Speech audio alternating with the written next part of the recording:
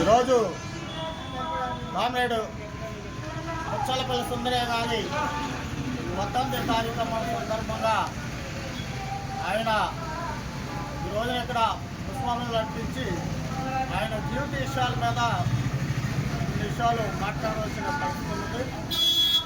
సుందరయ్య గారు మరి దక్షిణ భారతదేశంలో కమ్యూనిస్ట్ ఉద్యమానికి మొత్తం దక్షిణ రాష్ట్రాలన్నీ కూడా తిరిగి కమ్యూనిస్టు ఉద్యమాన్ని పునాదులు వేసి ఇక్కడ వ్యవసాయ కార్మిక సంఘాలు ఏర్పాటు చేయడంలో కానీ, అలాగే ట్రేడ్ యూనియన్ సంఘాలు కార్మిక సంఘాలు ఏర్పాటు చేయడంలో కానీ, రైతు ఉద్యమాలు కూడా సంఘాలు ఏర్పాటు చేయడం అని కూడా జరిగింది. ఆయన అదేవిధంగా ఈ దక్షిణ భారతదేశంలో కమ్యూనిస్టు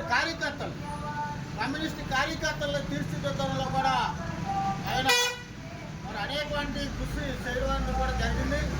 మరి ఆయన మహనీయుడు మొట్టమొదటిసారిగా మరి జనరల్ సెక్రటరీగా, ఆల్ ఇండియా జనరల్ సెక్రటరీగా సిపిఎం పార్టీకి ఆయన ప్రధానమైన పాత్ర పోషించడం అని కూడా జరిగింది.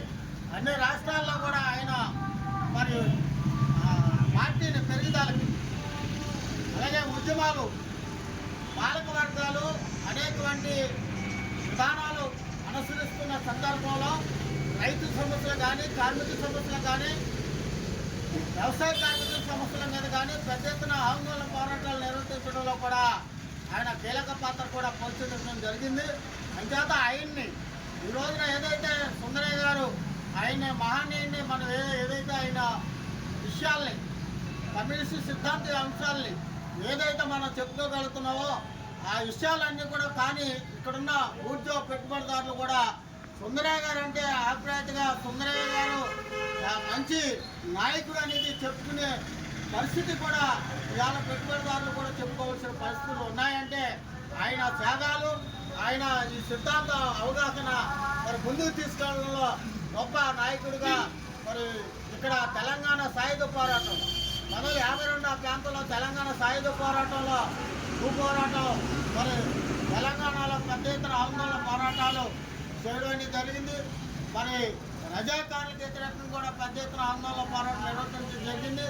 లక్షలాది మంది భూమిని తెలంగాణ ఏరియాలో భూమిని పంచడంలో ఆయన కీలక పాత్ర కూడా పోషించడం జరిగింది.